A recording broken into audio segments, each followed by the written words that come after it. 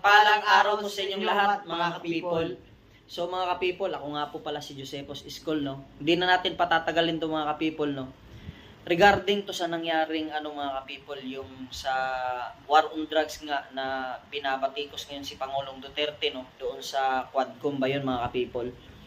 Maraming mga sistemang nangyayari doon, mga ka-people, na gaya ng mga kini-question si Pangulong Duterte. Pero ganun pa man mga ka-people, no? Ito ang masasabi ko mga ka-people. Yung sa naunang video ko mga ka-people, no? Nung nag-share ako ng video ko nung una, no? Nag-testimony ako mga ka-people regarding sa buhay ko, no? Yung nga, dating naging user ako, hanggang naging pusher, hanggang naging involved ako sa mga sindikato dati.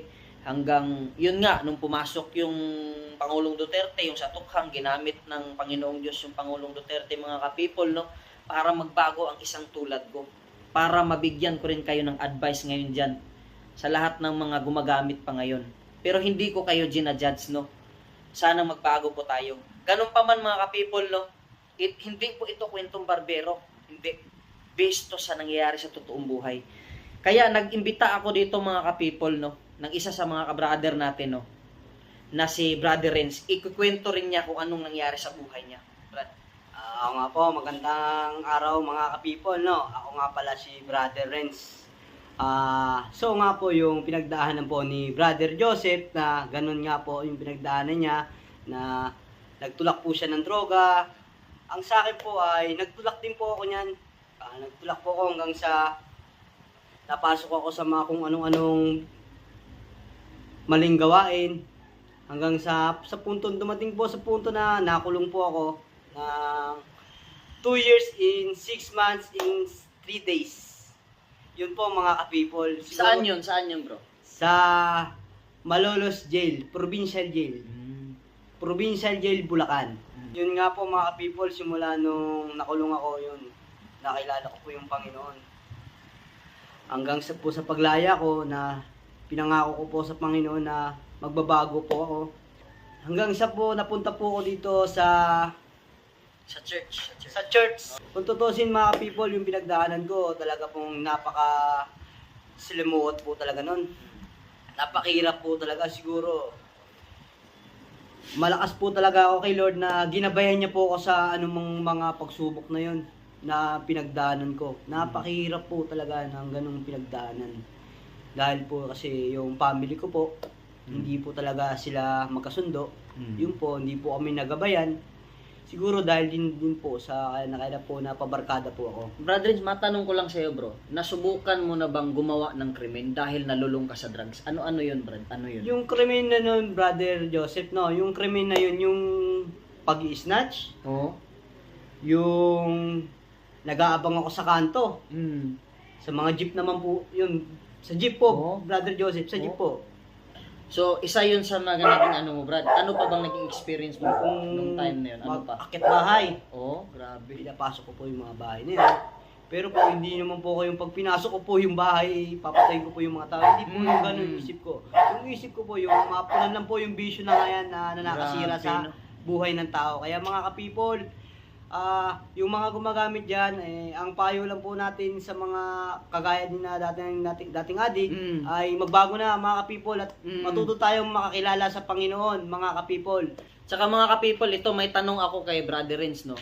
Ikaw, Brother Renz, kung papasok ang bagong administrasyon, kung sakaling manalo ang Duterte ulit na yung ang kanila, no? Kung si Presidente Sara man manalo at ipagpatuloy yung war on drugs, papabor ka ba doon? Bakit? Oo naman, Brother Joseph. Pabor naman po ako doon sa war on drugs dahil po nakasira po talaga ng buhay ng kabataan, pamilya, at kung ano pa man, mga kapatid, mga people. Dahil po ang drugs po talaga ay nakakasira po talaga yan. Marami pong pwedeng mangyari sa'yo. Marami kang pwedeng, hindi mo pwedeng gawin. Maraming mali. Hindi mo alam kung nasa tama ka, nasa mali. Oo, kasi pag naka-drugs ka, yung utak mo na mamanipulate na ng satanas, di ba? Ng demonyo. Naiiba na po. Naiiba na, tunay talaga. Nababalutan na po tayo ng diablo. Yung po tunay. yung sinasabi ng Panginoon na nasa paligid lang natin ang diablo, kayang gumawa ng kung ano pa mang lalo na yung tukso. drugs. Lalo na po yung drugs. Like, dati talaga adik na adik po ako dyan. Grabe, no? Talagang lulong na po ako dyan. Pero ngayon, sa awa ng Panginoon, Amen. dahil kung wala po ang Panginoon, hindi ko po kayang magbago. So, sa madaling sabi, brother, pabor ka talaga doon. Pabor po ako sa war on drugs. Pero ganun pa man, no, pabor, kahit ako, pabor talaga ako sa war on drugs, mga ka-people. Alam nyo bakit? Hindi ako pabor doon sa nangyayaring mga nabibiktima ng patayan. Pero dahil nga sa sa sistema na war on drugs, no, ang tinutumbok lang natin dito, mga people, pabor ako kasi sa dami kasi ng mga kabataan ngayon na nalulung na sa bisyo na naman. Yes. Nalulung, di ba bro? Marami marami nalulung tayo naman nakikita talaga. dyan. Marami po nagbebenta ng katawan Kasi- para lang makapag-drugs. Oo, biro, na ano mo yun bro? Oo. Ako, mga ka-people, no, sabihin ko na sa inyo, ngayon, nung nalaman ko na bumalik na naman yung mga ganong sistema, dumami na naman, naaawa ako lalo sa mga kabataan yun. Kaya sabi ko, vote wisely, mga ka-people, no?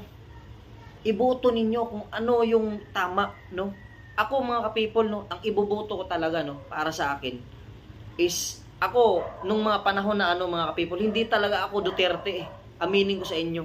Pero nung time na na-realize ko na-realize ko sa buhay ko nung mga time na yun, mga ka-people, dahil nabago nga ako ng ganun, paano na lang pala kung hindi pumasok Oo yung nga, administrasyong Duterte, bro? Singit Oo nga. po. Bro, pwede ba ako sumingit? Oo, Kasi po sige. talaga, dati po talaga galit na galit ako dyan kay Duterte. Hmm? Oo, kasi po, yung dati, isip ko, papatayin ako nito kasi adik ako. Oo, yun yung isip ko rin Pero dati, yung mga ka-people. naliwanagan po ako, Mm. na tama naman po yung ginagawa ni Duterte. Yun.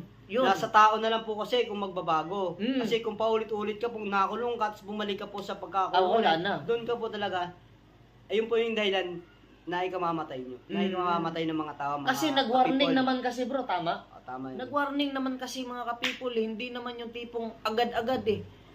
May warning na binigay. Kumbaga, babala muna Babala bago muna. gawin ni Pangulong Duterte yun. Oo. So, yun lang, mga ka-people, no? Sana may natutunan kayo, no? Itong namin ngayon ni Patotoo. Brother Renz, patotoo, no? Itong namin na sinasabi sa inyo. Talagang pinagdaanan po talaga namin. talaga namin. Hindi to kwentong barbero, mga ka-people, eh. Mahirap pong lokohin natin ating sarili, Tama. mga ka-people. Mararamdaman nyo naman kahit nakikinig kayo dyan kung nagsasabi kami ng totoo o hindi. Kilala nyo sa mga kilala ni Brother Renz, mag-comment kayo dyan. Kilala nyo tong tao na to. Oh, Sa yung mga mga kilala ko rin dati, mag-comment kayo sa Mga akin. nakakilala sa akin na lulong ako dati, ito na ako ngayon. Bilago na ako ni Lord. Salamat Kaya sa mga Panginoon. ka-people, tsaka yung mga dating mga barkada ko dyan, stop muna kayo sa paggamit at tayo maglingkod sa Panginoon. Tama. Stop tayo sa paggamit. Totally wala na yan. Kahit pagbebenta, maglingkod tayo sa Panginoon at saka iboto natin ng maayos kung sino ang dapat, no? Iboto. Nararapat iboto. Tama. So, maraming salamat sa mga ka-people, no? Yun lang yung komento lang namin, no? Based sa nangyayari ngayon dito sa Pero sana wag tayong magpaloko sa mga politiko ngayon na naninira ngayon, mga ka-people. Yes.